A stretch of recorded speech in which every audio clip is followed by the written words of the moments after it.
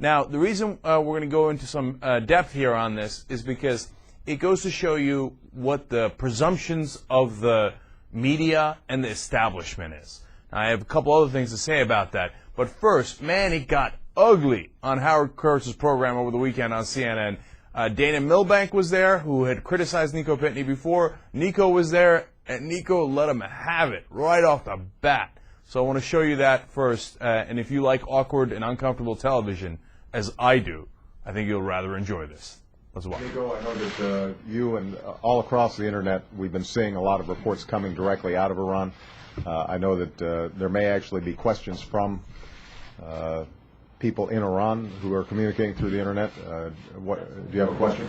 Yeah, I did. I wanted to use this opportunity to ask you a question directly from an Iranian. Under which conditions would you accept the election of Ahmadinejad? Nico Pitney, you've said the White House notified you that you would probably get a question at the news conference. Everyone assumes that what we just saw was orchestrated. No, from beginning to end, there was no planning involved. I was the one who posted that I was going to be soliciting, or that I was soliciting questions from Iranians. I chose the question. The reason President Obama made that comment is because he was trying to make a point that he was taking a question from an Iranian. And it's interesting that Dana, of all people, wrote this column very negatively. I mean, this is a person, Dana, who, when he had a chance to ask Obama a question, he approached him in the hall during the campaign and asked him not one, but multiple questions about how he looked in a bathing suit. I mean, that to me is pathetic. And you could stage manage me into that, Dana. Well, Nico has some, evidently some very interesting things to do. What I have never done in my life, Howie, is worked in collusion with an administration, whether it's this one or with another one. I believe that whether it's Nico Pitney with the Huffington Post or whether it's Carl Cameron with Fox News, the White House should not be calling somebody the night before saying, we are going to call on you if you ask a question on a particular subject asked in a certain way. Nico, the night before, sent out an email to his colleagues, some big news. The White House called earlier this evening and asked if I could ask a question of President Obama at his press conference tomorrow on behalf of an Iranian. I'm about to post a solicitation to the blog, Facebook, Twitter, etc. It seems fairly likely that this will happen, but as they told me, it's not 100%. This is exactly as I described it. I posted initial solicitation, but when the White House. No, it says right here in your email that that's what you did. No, it doesn't. In fact, it's exactly what I wrote in the blog. I'm about to post a solicitation to the blog, Facebook, Twitter after hearing from the White House. Facebook, Twitter, exactly. So my solicitation was merely over email. When I found out that the White House was going to potentially take this question, I went to a Farsi language social network site, to Twitter using a Farsi message, to Facebook. I tried to, if I was going to have that opportunity, I was going to canvass as many Iranians as possible. So it is, I mean, and you know, this is someone, Dana's column. Do you think there's some jealousy involved by the media establishment in the fact that you got that very prominent second question? Oh, I mean, I think it's jealousy. I think it's hypocrisy. You know, Dana wrote a column, as his colleague at the Washington Post, Greg Sargent, pointed out, hailing the mission accomplished banner moment in May 2003, the day after. What? I mean, it's Look, I mean, there's plenty of fiction here, but I brought some other, you know, shall we go through the record here, Nico? Go through what record? Your website was complaining about that I was not holding the Bush White House to account. I'd like to say that here's a full list of documentation of me holding the Bush White House to account. Well, I'm not sure where. Your colleagues at the Huffington Post.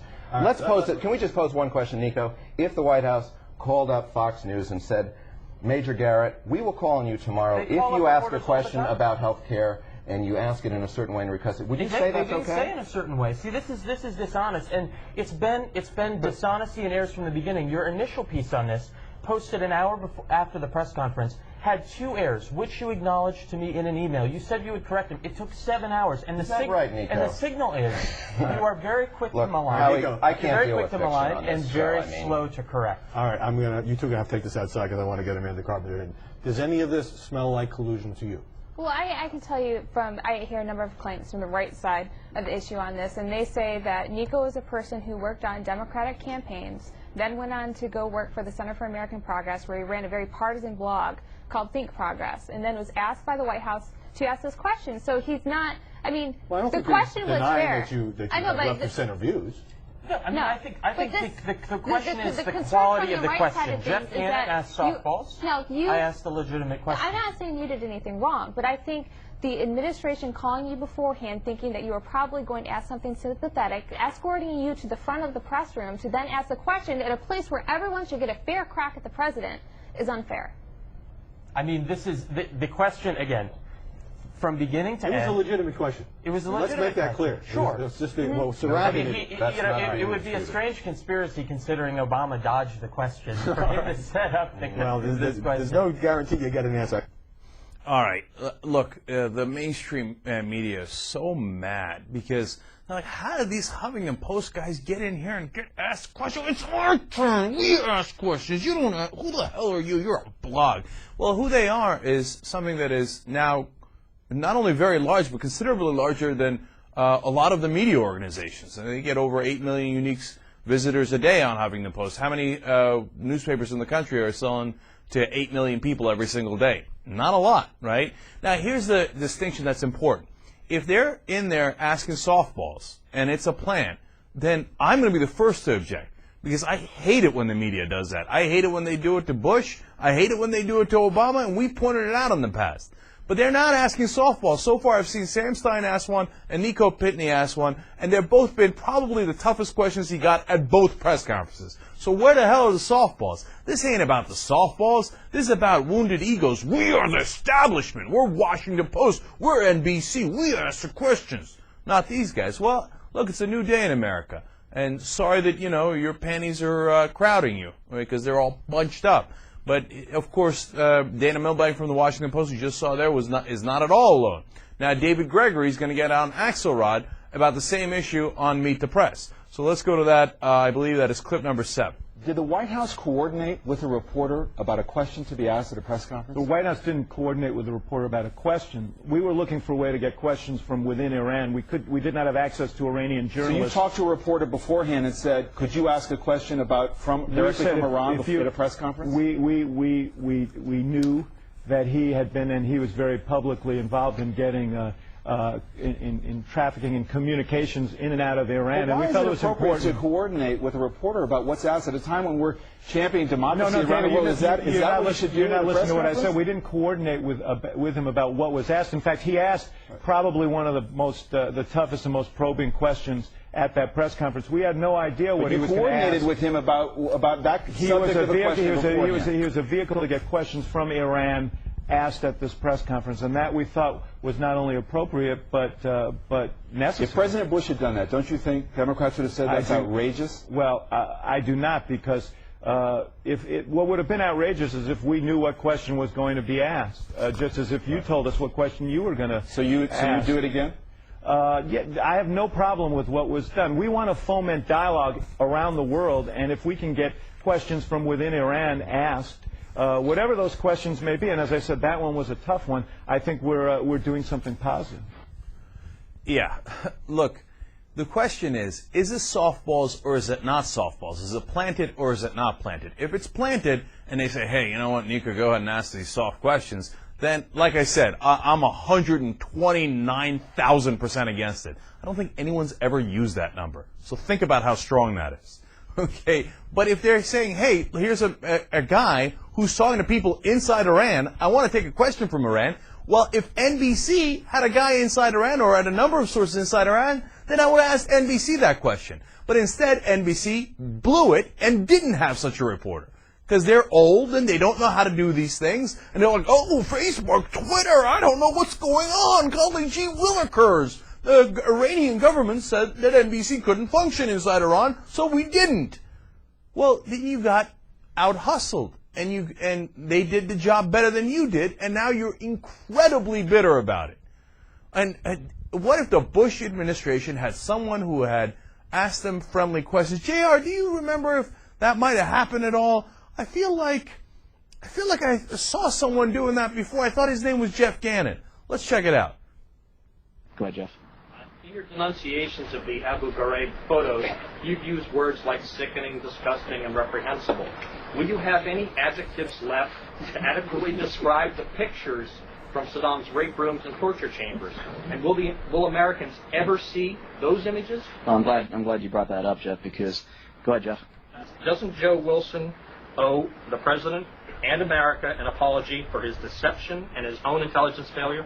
Go ahead, Jeff. Yeah, Thanks. Why hasn't the administration made more of the UN inspector's report that says Saddam Hussein was dismantling his missile and WMD sites before and during the war? Go ahead, Jeff. I'd like to comment on the angry mob that surrounded Karl Rove's house on Sunday. Jeff, go ahead. Thank you. With all the reaching out that's going on around here, the president said Thursday in his press conference that he was reaching out to the press corps. What did he mean by that, and why would he feel the need to reach out to a group of supposedly nonpartisan people? The Welfare Reform Act comes up this year for renewal. Is the president supporting efforts to insert meaningful work requirements into the bill where today there is none? Go ahead, Jeff. Since there have been so many questions about what the president was doing over 30 years ago, what is it that he did after his honorable discharge from the National Guard? Did he make speeches alongside Jane Fonda denouncing Americans' racist war in Vietnam? Did he testify before Congress that American troops committed war crimes in Vietnam?